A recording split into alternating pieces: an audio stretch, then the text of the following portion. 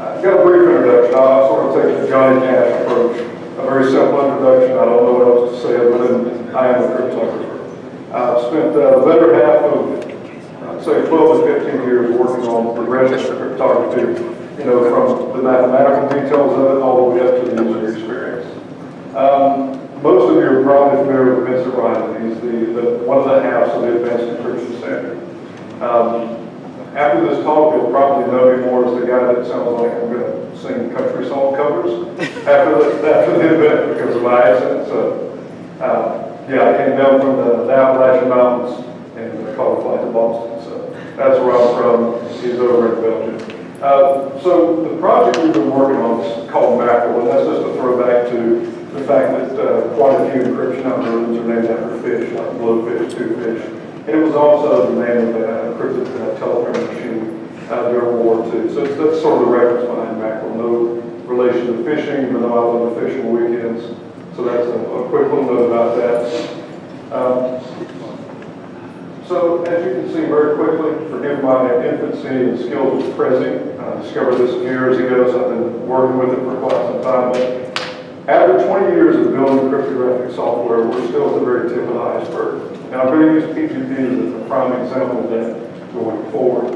But that's essentially what the talk's going to be about, is why we're failing as far as the user experience of crypto goes and what we're trying to do about it. So I'd like to start off with a little poetry, because crypto can be a very intense subject. It's not the friendliest to any audience, really. But this sort of drives the work we're doing in user experience. Basically, anyone's read the little print, you're certainly familiar with Antoine. But he said, if you want to build a ship, essentially don't bring people together, give them tools and diagrams of the ship and say, here, build this. To make them really get the most out of it, teach them to long for the endless immensity of the sea. Make them want to be on the water. That's what the user experience is about.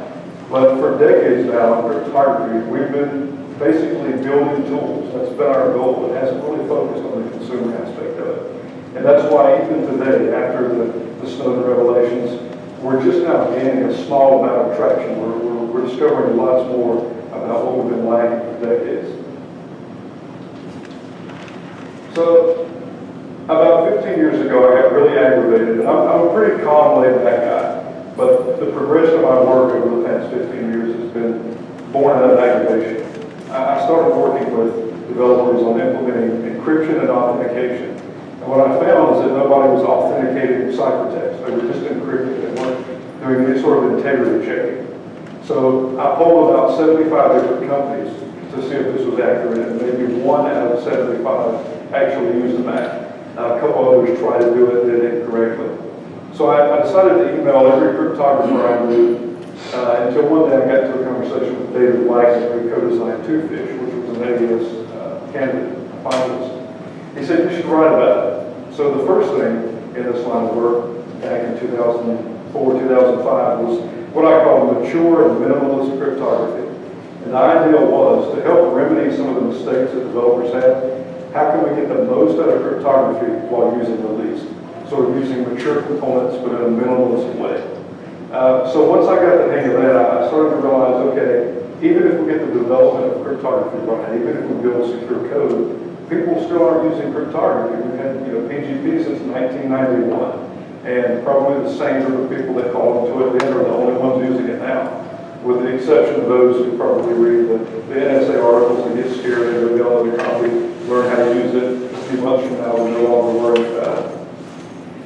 So what's really driving what we're doing now is the thought that real-world cryptography has nothing to do with cryptography at all. It's about product design. We've solved, within the past 40 years, we've solved most of the really important cryptographic problems that allow us to encrypt, authenticate, sign. It certainly has its share of problems, but we've solved this important stuff. We've solved it to the degree that, let's say, 50 years ago, when the NSA, they were the kings at breaking codes, I think the academic community has caught up with them in many respects. And that's why we're seeing what they're doing now. They're going around the cryptography. They're trying to change different parts of the cryptography because they can't break it like they used to. And this carries over to the consumer space. We've solved those problems. We don't need better cryptography. We need better experiences. That's why we failed. So If we say that real world crypto is about products and products are for people, then essentially this is a people problem. If we break it down into three groups, let's say cryptographers, developers, and consumers, these are the three pieces of the puzzle. One example in the physical world, let's say that, I have a background in medicine. If I get a headache or experience some set of symptoms, at a certain point I'm going to bother you now, I'm going to go to the doctor and have it checked out. When I get to the doctor, he's going to use his specific expertise to tell me what's going on. He's going to make a diagnosis. But he's not going to give me meds there in his office. He's going to write a script. I'm going to take that to a pharmacy, and a pharmacy tech, using their skills, is going to dispense exactly what he says I need in the right amount and give me instructions on how to take it safely. So something as complex as medicine is very accessible to a consumer like me because I don't have to understand any of it to benefit from it. I go to experts who know their particular discipline, and at the end of the day I come home with a consumer product like Tylenol. It's something I can easily recognize on a shelf. That's what built that industry. It was finding a way to take some complex pharmaceutical thing and turning it into a product that I can recognize and know and trust. And we're trying to envision the same thing in the cryptographic world. What if you have consumers who they feel a certain way, they don't know what they need to go to somebody. And usually developers are sitting in between cryptographers and consumers.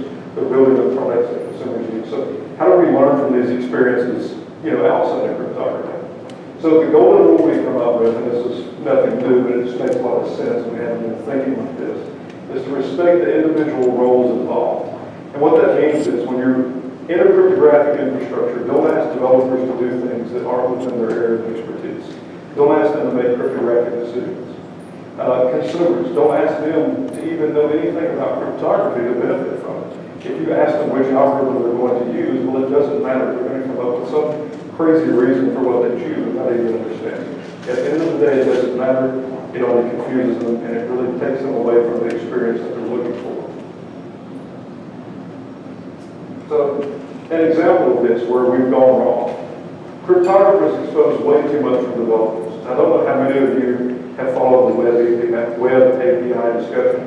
There's a lot of argument between developers and cryptographers. A lot of cryptographers say, no, you don't understand this, don't put it in the API. And the developers are like, well, we need this flexibility, we understand it enough, we want it. So there's this little internal war between what crypto folks and what developers think they need.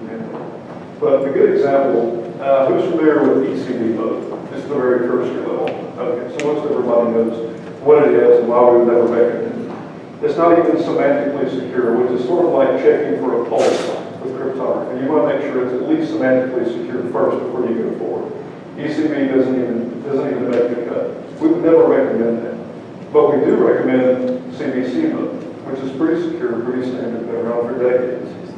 And it is semantically secure, but a lot of that depends on how you generate the IP, which gets the mode going. If it's unpredictable, random, sure, it's semantically secure. If you use a fixed IP or a counter IP, at that point it's predictable, and you lose semantic security. So one piece that we're recommending over another is just as insecure if it's used incorrectly. And I think it's unfair to developers to expect them to know what an IV is or does. It's not really part of development. It has cryptographic connotations that aren't obvious when we look at it. You can't look at a fixed IV and look at the output and tell that it's insecure. That's one of the ways that functionality differs from security. You can't beta test your way through security. Things look the same. They don't look harmful in cryptography. You really have to analyze it, and frankly, that's outside of development expertise. So, a show of hands, anyone use TrueCrypt, know TrueCrypt? Pretty popular disk encryption software. So it's undergoing an audit. I believe Matthew Green at Johns Hopkins and Ken White, who's from Iowa State, have spearheaded a crowdfunding effort to actually produce a security audit. So it is probably decent software. I would imagine that once the audit comes out and changes are made, it's going to be pretty solid disk encryption. Can't say for certain, but that's my input. But it exposes a lot to users, stuff that makes no sense. This was true at least a few months ago. These are the block ciphers and hash functions they would ask users to choose from. Now, I'll be really impressed if anybody can tell me the structural difference between an AES and two fish. Anybody want to take us down? I don't know if Bruce Schneider is here yet. He co-developed two fish, so if he is, he doesn't count. Can't play. All right, so nobody. You've heard of these, but I'm sure we have lots of developers, everyone in this room deals with security, but even the structural differences between these algorithms make no sense to you because that's not part of your job, it's not what you work with on a daily basis. But this is what TrueCrypt shows users. This is a user experience failure because I used to hang out on the TrueCrypt meshes board and there would be post after post on why AES was better than 2Fish. But the arguments made no sense. And it comes down to some people saying, well, I like 2Fish because I think Bruce Schneier is like the next Chuck Norris. He's like the Chuck Norris of crypto, so I trust him, I'm going to use 2Fish. That makes sense. That's not necessarily a bad reason, but it takes away from the experience. It has users worrying about things that matter none to what they're trying to do. All right, so moving towards PGP. PGP was a godsend in the early 90s because... Just a quick question. Sure. Is there any reason that you can think of beyond breaking one of those algorithms that you might want to choose one over another? No, the answer is no. I like AES. Working with friends, I have a lot more experience with AES. I think it's really simple, it's easy to analyze. But cryptographically, you can use anything they offer. It's going to be secure. It's not that they're giving you bad options. What worries me most about options like this, the more code, and I work with developers, but I don't code. Quick show, who writes code for a living? Okay, so you know this better than I, but the more code you write and introduce, the more complexity you introduce, which makes it hard to analyze. There's more lines you have to look at. So when you implement all of these algorithms, that's more stuff that can go wrong in the code. If they had chosen just to allow the AES versus all these amalgamations and algorithms, that reduces the likelihood of the code being faulty, that reduces the likelihood of finding mistakes in the code. That's where crypto falls apart. It's at the level of code, it's not at the level of cryptography. You don't break algorithms anymore, you break code. We're decades past breaking encryption. So, a long answer to your great question, no, it doesn't use any of them. They're good. All right, so, yeah, PGP was great at the time because we didn't have crypto software before PGP. And a lot of people really needed it because they worked in environments where they had to communicate secretly and privately, or else they could get into lots of trouble. They could be in prison, they could be killed, a host of things could go wrong. So PGP was great that it made crypto available. Back then, we weren't really great at interfacing in general. It was a very infant time of software development. But the real failure here is that we stopped with availability. We completely ignored the user experience. And I don't think it was intentional by any means, but I'll get to a little bit later on in the talk, I'll get to explain why that happened. So availability has nothing to do with accessibility. That PGP exists and has existed for 20 plus years. Certainly hasn't made it very useful to the majority of the population because it requires things that don't make a lot of sense to users, like public and private keys. Now, this is probably as simple as crypto gets, analogies like public and private key. It makes a lot of sense to us. You encrypt with one key, you encrypt with another. But if you're a user, let's say you're my dad, he's learning quite a bit about technology these days, but I've used him as a test subject. He's been a really great sport about it. But he's like, well, for the front door of my house, I have one key, and it does both things. So why would you want public and private keys, two keys for two different operations? He said that doesn't make sense. It seems like it's a lot less efficient than a standard lock. I'm like, we have that too, but that's not really the purpose, and that's where I'll use it. And also for a private key that's used to sign. It's hard for consumers to wrap their mind around the idea of using a key to sign anything. So it's really a fallacy of sorts to put these in that sort of analogy because it doesn't make sense to users. So PGP, let's look at a few dates. Okay, 1991, PGP source code, it's used that. This is June 5th or 6th, I don't think they've come up with the exact date, but somewhere in the summer of 91. 8 years later, Carnegie Mellon they published a paper that looks at why Johnny can encrypt. They outline the usability failures of PGP. Okay. Let's move ahead. 7 years later, another paper comes out. We're 4 versions ahead of PGP.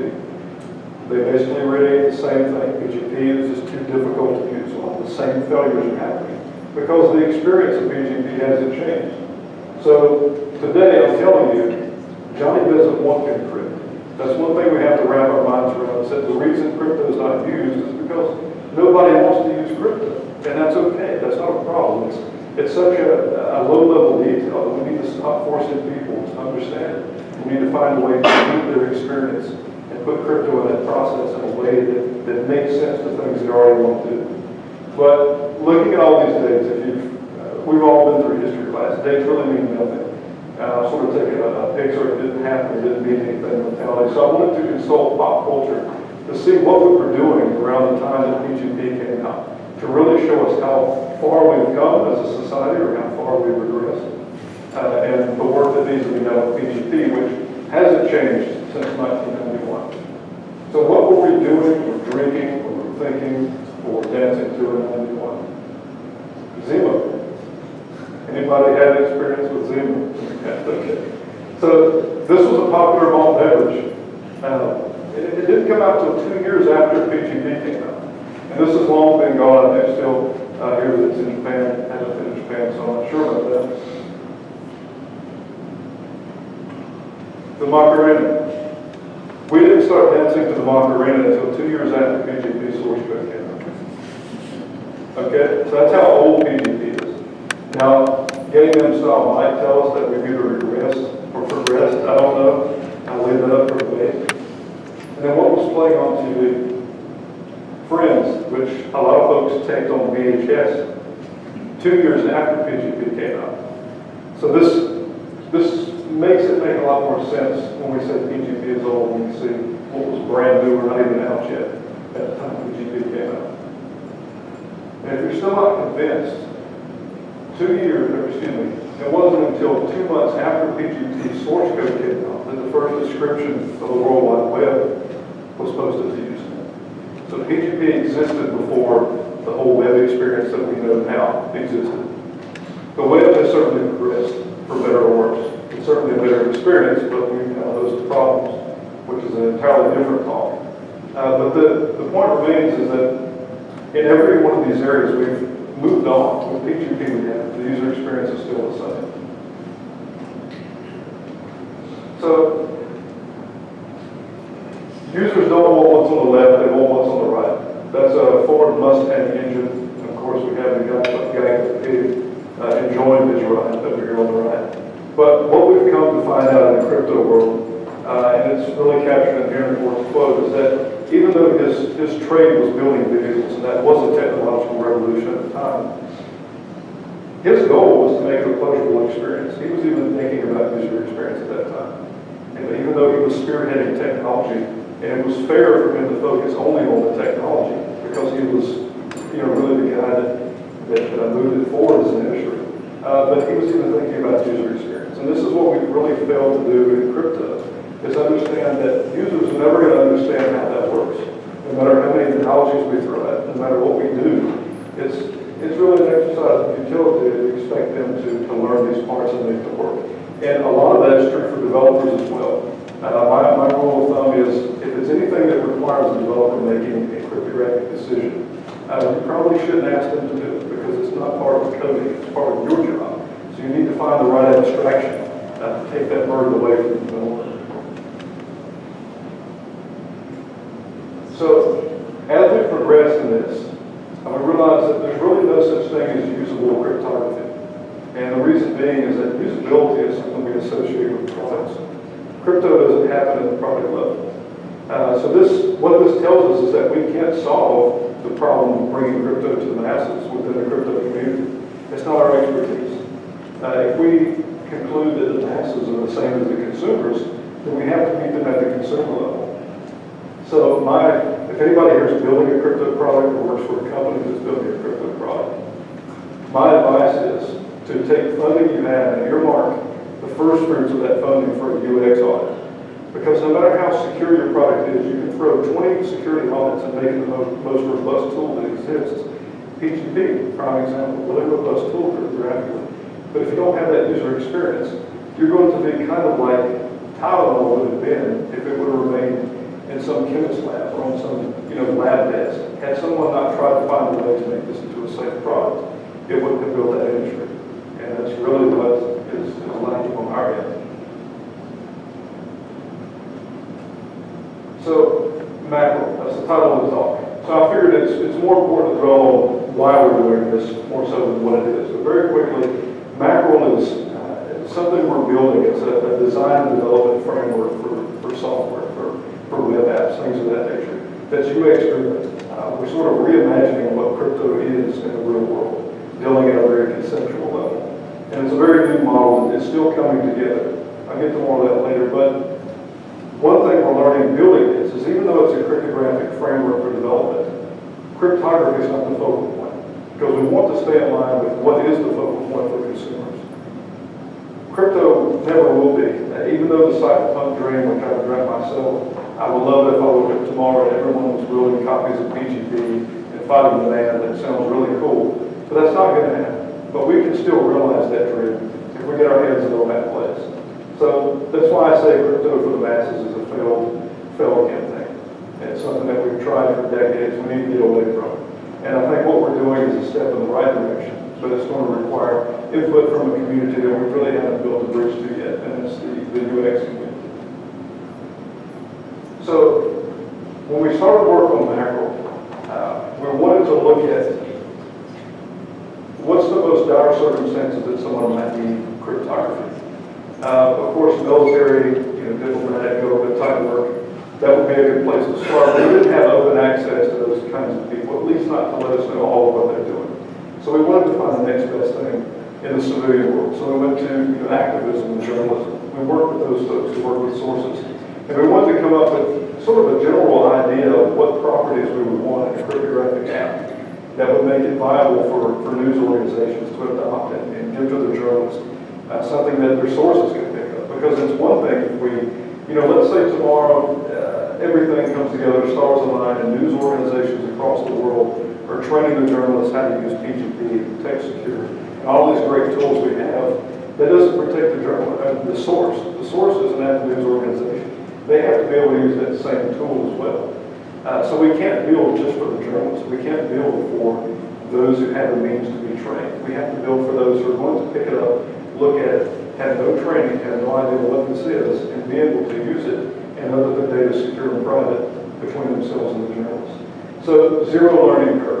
Apps today, we really developed a short attention span. And I'm guilty of it too. When I download an app, I want to know immediately how I'm supposed to use it. Or at a certain point, I'm just going to remove it and go on my way. So within the Mackerel framework, we want to be able to imagine apps that work without any training, because we're considering that sources are going to be using this that have been trained. Rapid accessibility. Angry Birds. That's a pretty quick way to have a lot of fun by pressing a button. It's very intuitive, it's fun. We want to capture that because we know that consumers aren't going to actively use security and privacy tools unless they move right up, they're accessible, they're intuitive, they make sense. Minimal code footprints. I've looked at lots of crypto apps over the years, and problems like the TrueCrypt, they're just putting too much in there. So this sort of ties back to the work I did with Mature Cryptography about 8 or 9 years ago that says that we can do a lot more. We can get a lot more out of cryptography without putting in all the code that we're doing now. We can strip a lot of it away. So that's another one of the goals for Mackerel. So 2008, there was a joint research, Canadian National Research Center at IEEE, that looked at crypto within the context of product design. And they come up with the idea that usefulness equals utility plus usability. And this is why it's important to bring UX people into your organization, help you with these products, because this is directly tied to the consumer experience. This has nothing to do with cryptography. And if we try to solve this as a crypto problem, we're never going to find answers to the real questions. So utility. When I open a crypto app, or when a consumer opens the app, what does it do? Like, why did I download this? What is it going to give? Usability. How easily can I do it? We have some good examples of good crypto apps. TechSecure is probably the one I'm playing with more now these days. But it's a really good user experience. It's intuitive. I know what it is when I boot it up. I know how to use it. And usefulness, I know what I'm getting out of it. But the fact that we have one good example in a sea of 1,000 bad examples is proof that, we're striking gold, but not across the board. And we really need to make this consistent.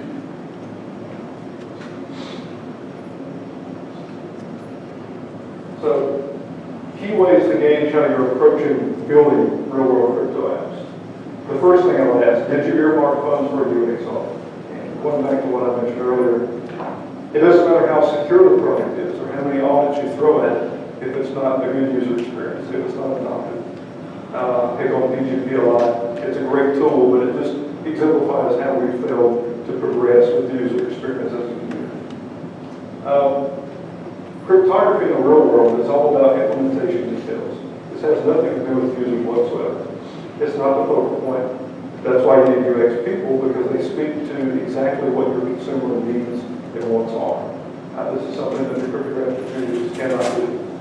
And again, nobody wants to use cryptography. They want experience. Is your product enabling them to do what they really want to do, or is it enfeebling them? Is it becoming more of a barrier to them? And right now, the state of the matter is, it certainly is becoming a barrier. So with Mackerel, what we're trying to do is, in addition to building this framework, the problem with Mackerel is we sort of got the cart ahead of the horse a little bit. We envisioned this really great way to build a framework, but we're doing so within a discipline that doesn't really exist yet. We're still on the cryptographic side.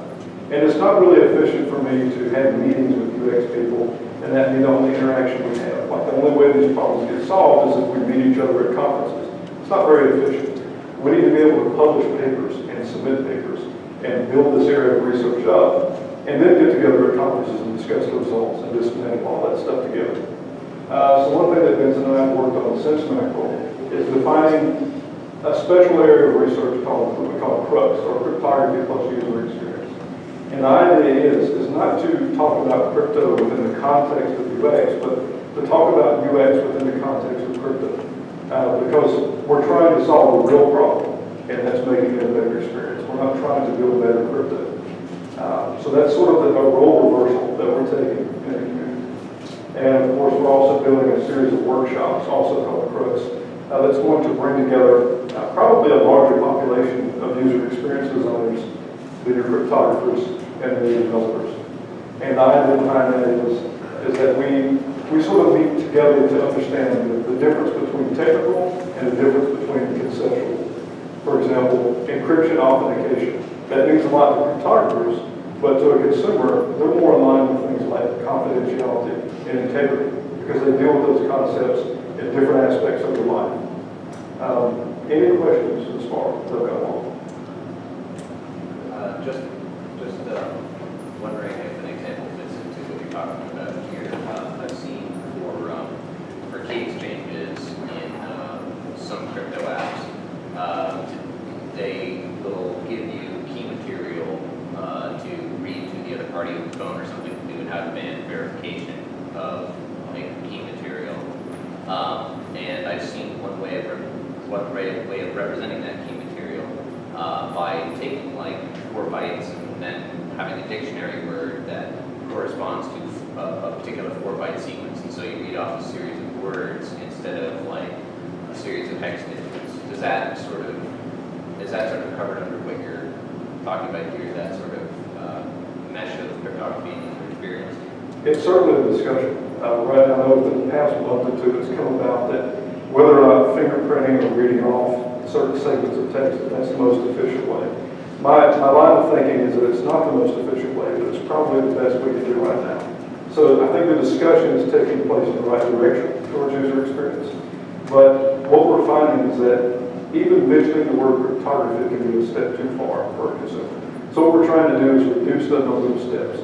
So the more stuff we have to verify, the harder it gets to retain the consumer's attention, to retain their understanding of what's actually going on. Because at a certain point, they might, if they're not getting feedback about what they're doing, then they're not really going to have confidence that it's a secure and private process. So those are good discussions. The good discussions that are taking place. I've wanted to find an answer to that for quite some time, but it is heading in the right direction. A comment and a question. Sure. Comment is you have slacked off on PGP, and I haven't heard of an SSL brought up. Yeah. You did bring up Matthew Green. That seems like an obvious omission. My question is, who is the audience for Mackerel? Is the output of this like a library that a developer might integrate with, or is it more of a theoretical framework? So good question. And I'll mention very quickly the work that we did between Mackerel and between Mackerel. Vince and I wrote a paper called Green Cryptography. It was based on the idea of recycling. So we don't want to invent an entirely new framework. We want to recycle what already exists and try to build from existing APIs and frameworks if we can. It's not going to be a theoretical framework. It's going to be something that developers can work with, but it's going to abstract away a lot of the low-level components that they're typically working with. It's going to be a lot more high level, but it's going to make sense. It's going to give them the flexibility to do what they need to do as developers, but to build a product that makes sense to the consumer. But it's geared mostly towards the development community, because they're sort of the liaison between cryptography and the consumer. So we want to make sure that they understand the products they build. You know, if they're making decisions that they understand, then we're doing our job from a cryptographic standpoint. If consumers are making decisions they understand, then we know that we've done a good job to give developers what they need. Does that sort of answer the question? So something kind of a progression from like SALT. A progression. SALT is great. It's real. I mean, Dan Bernstein is probably, he's a rarity in the community to be someone who can design cryptographic algorithms and implement them securely. So I can't say that personally I'll do any better than SALT in security, but really our goal is to maybe abstract away a lot more than what that library has, or build from it so that we're complementing in some ways. You know, it could be that this framework influences existing things more than stands alone entirely by itself. And that's one of the reasons we took a step back, going to move forward with Crux, and a better understanding of how to process it. Yeah, one of the things I wanted to ask about was, you know, I'm using, just to try it out, Apple's addition to their email program, which allows you to both encrypt and sign automatically. Lots of things about it work very nicely. Okay, I was able to, you know, communicate securely with people, etc., etc. But stuck inside of this was, for instance, the whole problem with certificates.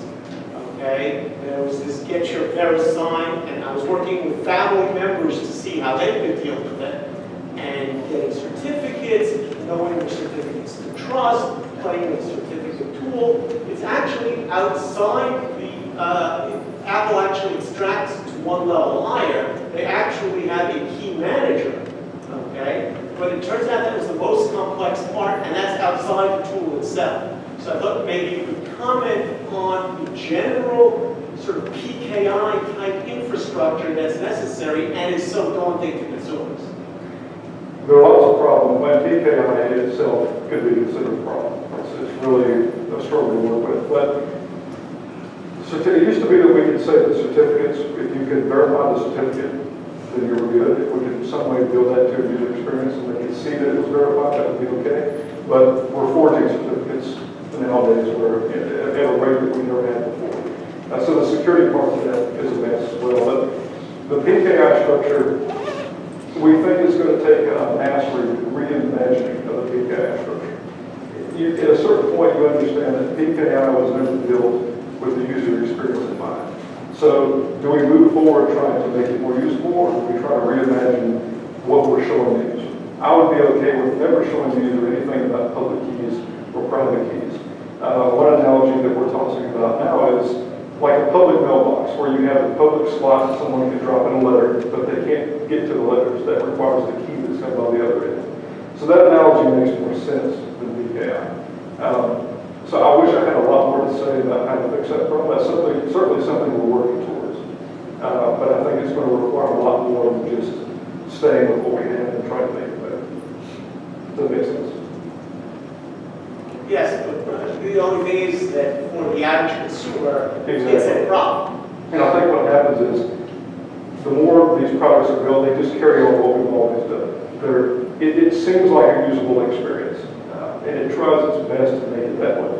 But at a certain point, they're only working with what we have. So I don't see it getting better as long as we keep moving. One last question. The whole issue, part of it was made worse by the fact that they're only signing authorities.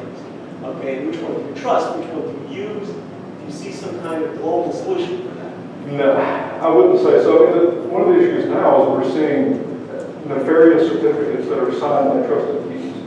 And we can show in the browser that, okay, this is verified by someone we trust. At that point, it's game over. I mean, I've done my dues as a consumer. I'm looking at the verification. I'm doing what you're asking me to do, but if that's broken, then what can you expect? So I don't know that there's a global solution. And some of these problems are far outside the scope of what we're working on, but I hope to see somebody solve it. And OpenSSL, I've been reading about it the past couple of days. I was really hoping that it was a late April Fool's joke, but I guess that's not the case. The folklore is that the creator of the project thought it would be a neat way to learn code C. Yeah. So, I know Matt Green, I don't know if he's written about it yet, I haven't looked at his blog, but he probably will. So I don't know if anybody follows Matthew Green at Johns Hopkins, certainly recommend his blog because he writes about the most important things in a very timely way on this one. Any other questions? Anything you'd like to know about the advanced encryption set? And one last point that I'll leave you with. Sure, slide this button. And forgive me with.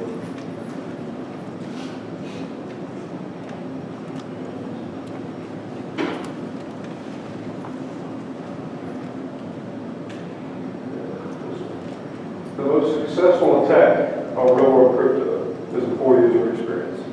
Nobody has to break the tools that you're not using.